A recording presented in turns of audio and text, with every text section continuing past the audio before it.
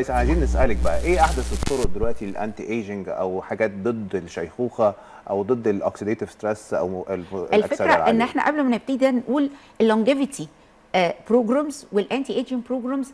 هو ايه اللي بيعمل ايجنج؟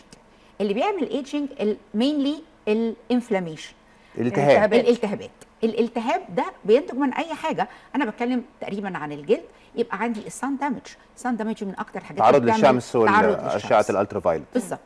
وكمان اي انفلاميشن لان بيحصل لي تفاعلات كيميائيه جوه جسمي في كل الخلايا، فبتطلع لي اوكسيديف ستريسز كتير. وده كله بيؤدي الى حاجه اسمها دي ان اي دامج. فانا عايزه اعكس ده كله. اعكسه ازاي؟ بان انا ارجع للنيتشر واعمل حاجات كتيره تحسن لي حياتي كلها. الرجوع للطبيعة. الرجوع للطبيعه، بس مش طبيعه بس، لا، انا المفروض ان انا اعمل كومبليت. بتكلم على الجلد، بعمل كومبليت سان بروتكشن، بعمل امبروفمنت للهيلث بتاعي كله. عن طريق يعني لازم حاجات نحسن كتيرة. صحتنا العامة كلها. يعني صحتنا العامة لما تتحسن ده بيظهر على جلد الانسان. الجلد يبقى عندي ماركت هايدريشن، نشرب ميه كتير، تشرب ميه كتير ونعمل حاجات تعمل هايدريشن.